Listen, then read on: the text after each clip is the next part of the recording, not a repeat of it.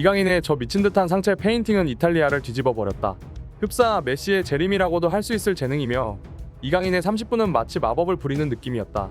최근 이탈리아에서 펼쳐진 챔피언스리그에서 파리 생제르맹은 AC 밀란을 맞아 원정에서 쓰라린 역전패를 당하고 말았습니다.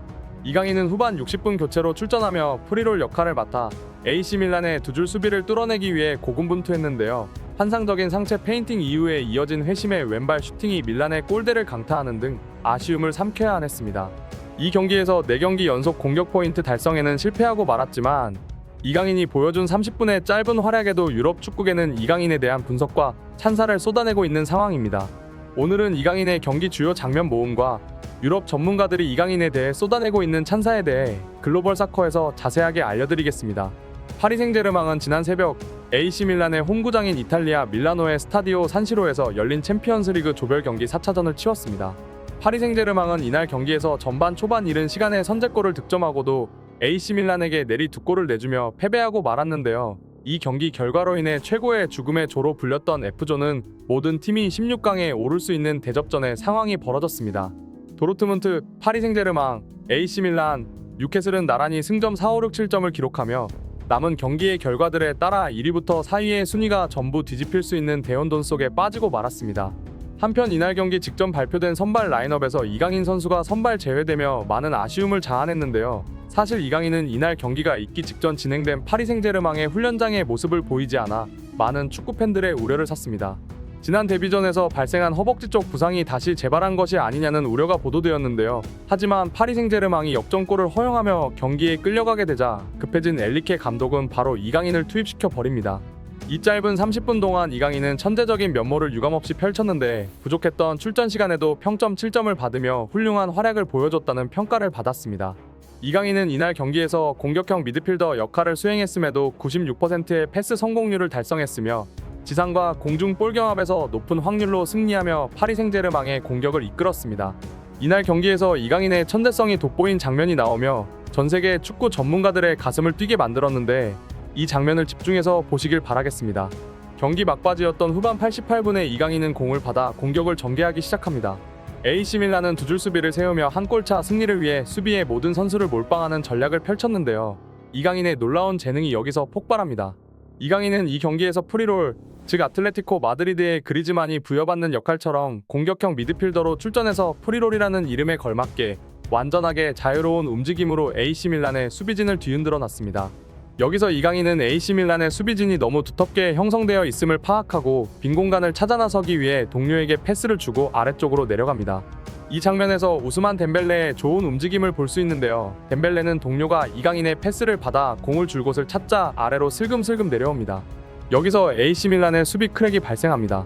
덴벨레가 아래쪽으로 내려가자 AC 밀란의 수비수 한 명이 따라 내려가는데요. 촘촘한 수비 라인을 만들던 AC 밀란이지만 한순간 이 넓은 빈 공간을 내주는 실수를 범하고 맙니다.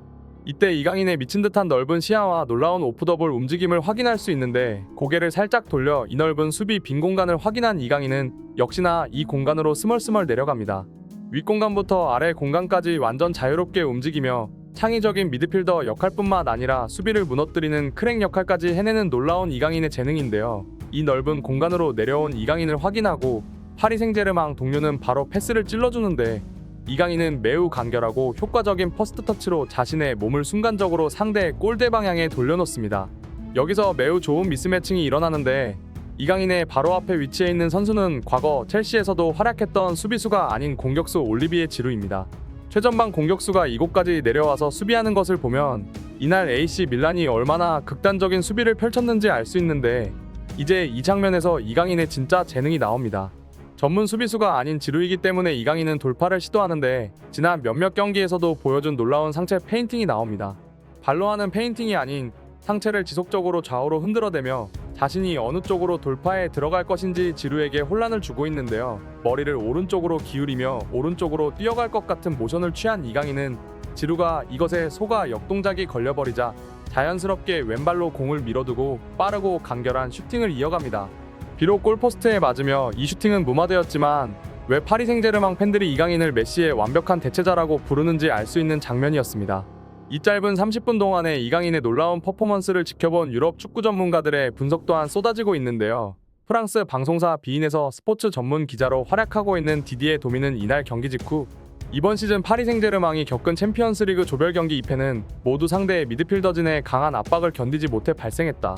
이 상황에서 이강인이라는 전세계 최고 레벨의 탈압박 미드필더를 보유하고 있는 파리 생제르맹은 무조건적으로 그를 중앙 미드필더에 기용해야 한다. 이강인은 천재적인 미드필더로 성장하고 있으며 현 시점 유럽 어느 미드필더를 비교하더라도 그보다 탈압박을 잘하는 선수는 거의 없다. 비티냐와 에메리가 미드필더에서 훌륭한 활약을 보이고 있긴 하지만 압박 상황에서 우왕좌왕하는 턴오버를 자주 발생시키는데 그들은 탈압박보다 볼을 되찾아오는 리커버리에 더욱 특화되어 있다. 이 문제를 해결하는 방법은 말도 안 되게 간단한데 이강인을 미드필더 중앙에 자리시키는 것이다. 이강인은 공격수로 출전했을 때 가장 빛나기도 하지만 매 경기에서 보여주는 탈압박 능력은 빛나는 수준이 아니라 경악스러운 수준이다. 이강인은 거침없이 상대 선수들을 상대하며 거의 공을 뺏기지 않는 모습을 보여주며 그의 공을 뺏기 위해선 파울을 범하는 방법밖에 없는 상황이다. 이강인이 압박에 대처하는 재능은 천부적이며 100번의 압박에서 한 번 볼을 뺏길까 말까 하는 실력을 보여주는 이강인의 재능은 현 시점 파리 생제르맹의 상황에서는 미드필더진의 활기를 불어 넣을 것이다. 라는 분석을 내놓아 많은 현지 축구 팬들의 공감을 얻었습니다. 하지만 이런 전문가의 분석에 반박하는 여론도 형성되었는데요. 몇몇 축구 팬들은 이강인을 미드필더에 활용하는 것은 파리 생제르맹 입장에서 어쩔 수 없는 선택일 수도 있다.